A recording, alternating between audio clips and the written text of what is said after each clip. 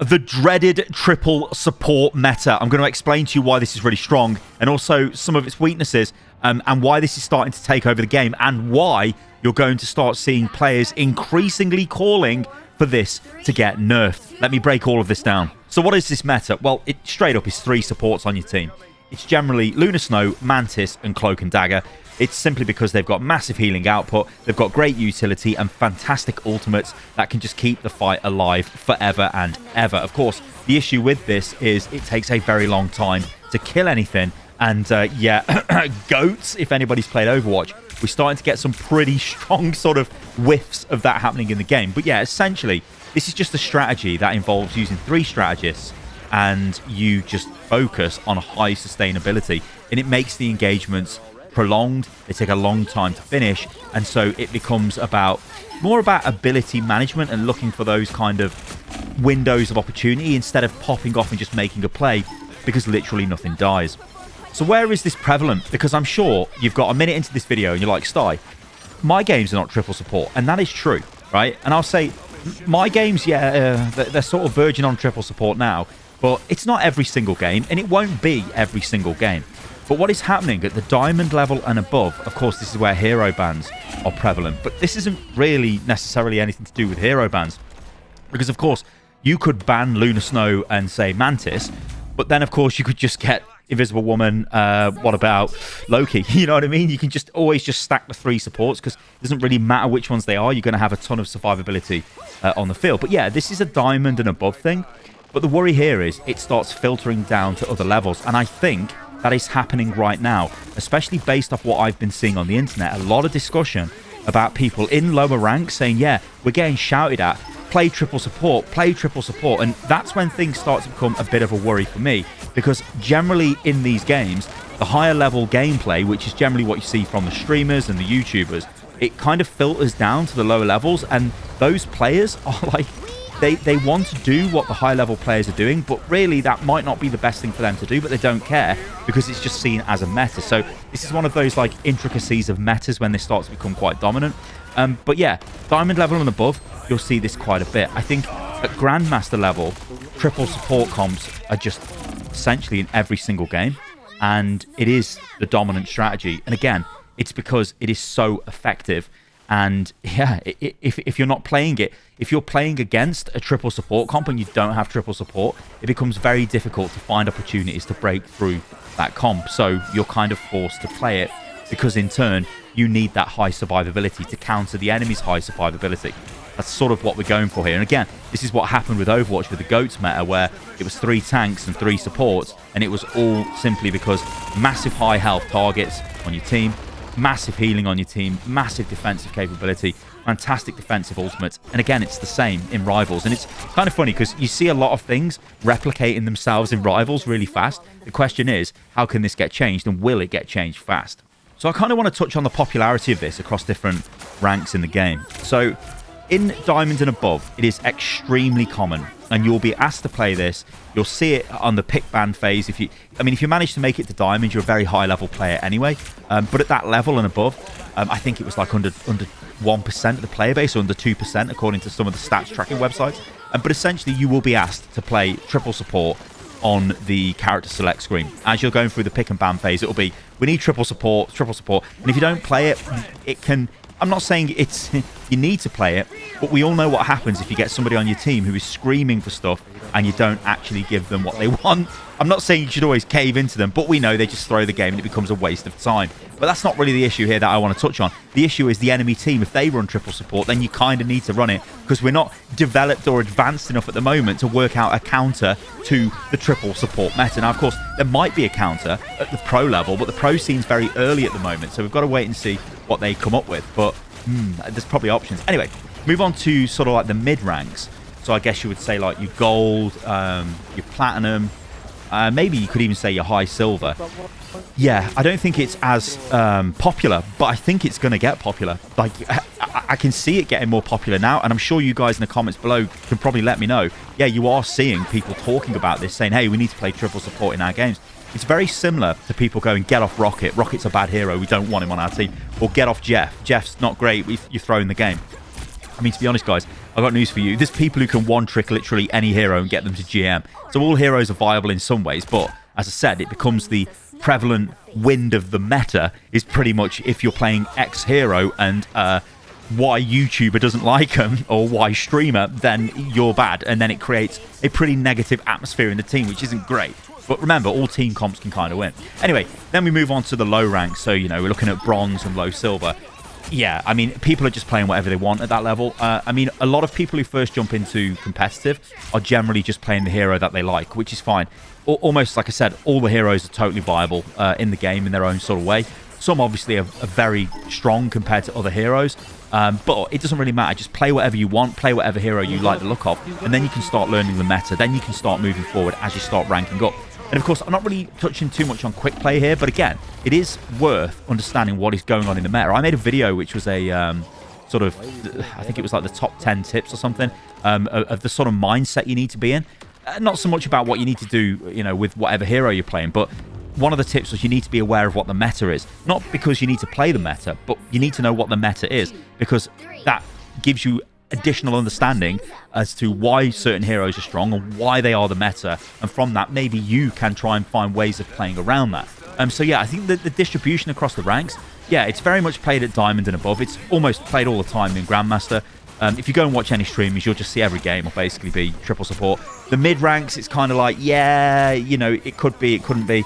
This is kind of where you get the ELO hell a lot of people refer to. You know, there's a lot of like gold warriors out there who are like, no, we need to play this team comp. We're losing the game because we're not playing this team comp. Actually, guys, if you're in gold and you're losing the game, it's because you're not playing very well. So sort your own gameplay out. It doesn't matter what the team comp is. But yeah, sometimes you might get somebody who just throws a match, whatever. But it's not generally about your team. Focus on what you can change, which is yourself, and you'll get better. Right? I can't really say any more than that. Also, the lower ranks, like I said, it's just straight up like, just play whatever you like. It doesn't really matter. So let's talk about the strengths and the weaknesses of this comp and why it's quite strong. Now, I'm not going to go into massive detail here, but I think I can give a pretty strong overview, especially based off my experience and based off what I've been seeing much better players get involved in than myself. So I think we'll start with the strengths, and I think there's a couple here we can sort of go through. So you've got sustain, you've got survivability, you've got utility, and then you've got like this, I don't know how to say it, it's like kind of like adaptability, I guess is the best way to say it. You've got a lot of options, I think it's another way of saying that. But let's just start at the top here. So I think survivability-wise, I mean, yeah, you've got 3 supports on your team. You've got massive healing, like it's absolutely crazy. It means the enemy team have to be very focused in what they're attacking. Again, to use an Overwatch comparison, in GOATs, you know, if somebody got relatively low on health, the entire team would just be screaming that hero's name out. So if, let's say, Brig was low on health, they'd be going, Brig, Brig, Brig, Brig. Everyone's shouting that. Everyone's trying to take out that hero. We're not at that level of coordination in Rivals just yet, but it's kind of what you need to break through the triple support comps, because they've got that much healing output. And because, like, there's 3 healers, if somebody is caught out of position, they can sort of be bailed out. I suppose that leads on to the, like, sort of adaptability, the you've got, it's very, I'm not going to say adaptability, I'm going to say it's very forgiving. I think that's a better phrase here. So yeah, we'll move on to that. It's forgiving. So if you do make mistakes positionally, or you get caught out, maybe you use your abilities at the wrong time, whether you're the tank player or the DPS or whatever, you can get bailed out, because again, you've got 3 supports on your team, and the healing output in this game is huge. There is a lot of healing in Rivals. Compared to a game like Overwatch, I mean, Rivals, you are pumping out incredible healing numbers. I mean, it's not really unheard of for me to easily do like 40,000 plus healing on Lunar Snow. I mean, to me, that seems like a lot. I mean, if you play Rocket, you can do a ton more. If you play Cloak and Dagger, you can do massive amounts of healing. So it's just crazy. It's like the amount of survivability is just insane. And I think what that does is it gives you this addition of a sort of a very forgive. I sound demeaning saying this like it's an easy comp, but it kind of is, because it bails you out of a bad situation. I think that's the way to look at it.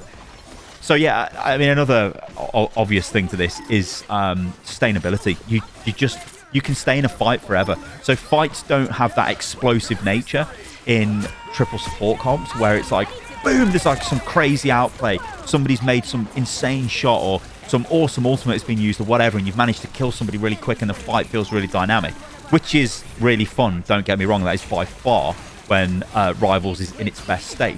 Instead, with triple support, it's like, we just kind of each team meets and then we just sort of do a dance and we're all healing each other, and the tanks and the DPS are trying to look for a little bit of damage, and oh, we got somebody low there. Oh, look, Luna Snow's one. We can maybe kill her. Oh, no, she's sort of got away. Oh, dear. So, yeah, the fights just go on forever and ever and ever. Now, the reason why this is, I suppose, a strength is it plays into the hands of the support players. So if you're playing strategist in this, it does allow you get a very good sort of overview of what's going on, because generally you position towards the back of the team. And the supports, I mean, when we talk about the supports used in this comp, it's always going to be Mantis, Luna Snow, and Invisible Woman in some sort of way, right? Now, you might have all three of them on your team. Maybe some of those start to get banned now at diamond level and above. But they've got options to do a lot of damage. Even Loki can do quite a lot of damage as a support. I mean, even Cloak and Dagger can do damage. But I'm talking about, like, pinpoint crit headshot damage. I mean, if you start nailing somebody with Mantis, you're killing them. Like, you're doing loads of damage. So you can sit at the back, do a lot of healing. Oh, look, somebody's low. Then suddenly switch to damage and go for it. So from, like, a support perspective, I mean, I'm a support player.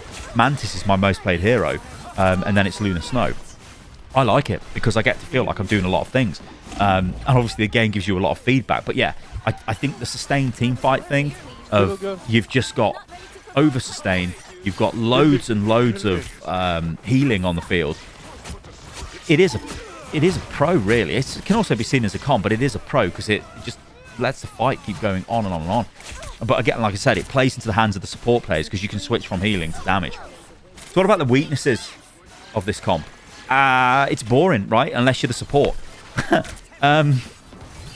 Yeah, nothing dies. I mean, there is nothing worse in a hero shooter than just shooting shields and getting no feedback, or shooting enemy players that do not die, even though you may have outplayed them. So if you've got in a better position, you've maybe outplayed them with ability usage, you've read what abilities they've used, and you're absolutely killing them, but wait, they suddenly get healed back up to full instantly. You're like, well, that's not great, because you've outplayed that player, but then just been beat by massive healing, because there's massive healing on the field. You get what I'm saying here? So it's kind of boring, right? Unless you're the support player, and I completely get that. I think that is probably like the main weakness of this.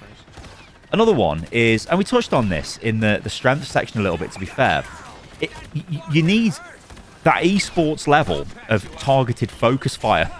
Because if you don't have that, it's going to be very hard to find gaps in these teams and kill people because they just don't die. You know, like I said, if you notice Mantis is super low, let's kill her, everybody switches to her and kills her. That's fine if everyone's in voice comms and we're all friends with each other and we've been playing whatever. But if you're playing solo queue on the ladder, that's probably not going to happen. So that is an issue where you've got this over-dependency on your team actually picking the right targets. And we know how hectic this game is at the moment, and that's one of the cool things with this game. It's super hectic, but the triple support really does sort of slow it down, and I think it makes it uncomfortable. You know, I feel uncomfortable the more I think about it, because I start thinking of goats and what that did to Overwatch. Oh no. So hero bans maybe could be seen as a weakness for this, but I don't think that's too much of a ban.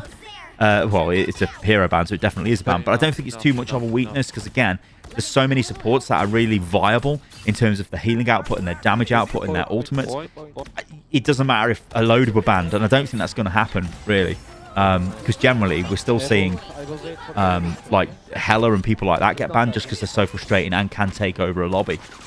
I think, yeah, beyond that, like, weakness-wise, it is difficult to start thinking of... Because I don't think, like... I mean, one weakness to a comp would be the counter to it. But I don't think there really is a counter to triple support at the moment. At least a very obvious one. You could say that potentially you could go down the route of looking at, you know, like tons of crowd control or some sort of dive comp, which is very focused on one target, almost just ignores the enemy front line and gets straight into the enemy support line and just tries to kill them really fast. Maybe that could be a comp, but again, I don't think I've personally seen anything really like that at the moment, but maybe that will start rearing its ugly head, and maybe that could cure the over-reliance on this meta. So what could the devs do here? This is something I've been thinking about quite a while. Like today, I've actually been out on my mountain bike. I do like riding my bikes, and I was thinking, this triple support meta, what are the devs going to do? Because we've seen the devs be super reactive to fixing problems in the game already. Now, this game, again, we have to compare this back to Overwatch because it's the only other really relevant hero shooter. This game has the hero team-up abilities, which are still the same as they have been since Season 0 in Season 1, but there is potential for those to change in Season 2. That could make, well, for a different meta, if certain team-ups are viable in a way, that could potentially break a triple support meta. I mean, but beyond that, the sort of obvious answer is the devs come in and they tone down healing in the game. Now, you will see a lot of high-level content creators. Now, generally, a content creator is a higher level than the average player. It's simply because it is literally their job to play the game. So they're playing the game all the time. So they get better at the game, and they start to obviously put their opinions forward. And, you know, I've been guilty of this in the past. It colours your judgment because you're thinking from your perspective as if it's everybody's perspective, but it isn't really because it's such a high level of the game. But you will see the overarching narrative is very much one of, this is going to get boring real fast. We've seen this in other games, right? We don't want loads and loads of healing. It's crazy. It's insane. Now, I've thought of various insane ideas myself, and I don't think a lot of these are great on paper, but a lot of them center around reducing the effectiveness of healing. Like, in my head, a strategist isn't a healer. A strategist is somebody with abilities that have utility. Yes, they can keep the team alive, but also they're there to support the team, not heal the team. You're not just a heal bot. You're not just sitting there spamming healing out, unless you're playing Rocket or Jeff. But you're not just spamming healing out, you know what I mean? It's like you're looking for other opportunities, right? Maybe you've got a crowd control ability. Maybe you've got a damage buff ability, you know, all these kind of things. To me, that's what it's about. And could the devs go down a path of maybe saying, if you've got a certain number of healers on your team, there is a healing reduction on your team. But would that feel great? Probably not. It would feel kind of crappy. And it would also get you to sort of moan at people going, oh, come on, guys. We don't want 3 supports because now we've got minus 20% healing, right? We only want 2. Get off the support. And then you have like more friction created in the team. I think probably the easiest way is the devs just reduce the healing output of certain heroes. I mean, I'm going to say this as a Lunar Snow. I'm not a Lunar Snow main, but I may as well be for this season. I probably am, let's be real. As soon as she gets a good skin, I'm on that. But it's... her ultimate is a joke for a start. I mean, the fact that it's like 12 seconds long and literally nobody dies in it unless you've got certain ultimates which can instantly kill her. Yeah, I mean, it's just insane. It's crazy. It shouldn't be that long. It should be half the duration, really, let's be honest. But again, this is an issue with supports. A lot of supports in the game just have a big cylinder or circle that just heals everybody in it. I mean, I'm looking at Invisible Woman. I'm looking at Mantis. I'm looking at Lunar Snow. I'm looking at even Cloak and Dagger to some respects because you can sort of... You can't draw a circle, but you know what I mean. You can put a big area on the ground. That's got a lot of healing for your team. Yeah, so it's a bit of a worry. So, I don't know. Maybe the devs look at this and think we need to reduce healing overall. And, yeah. You guys let me know about this in the comments below. I mean, I don't want to be here forever talking about this, but it is a complex issue. And I do think it's going to be interesting to see how Rivals deals with meta that's developing, which could be quite negative for the game overall. Because I really want this game to learn from Overwatch's mistakes, and I think it's doing a good job of that so far.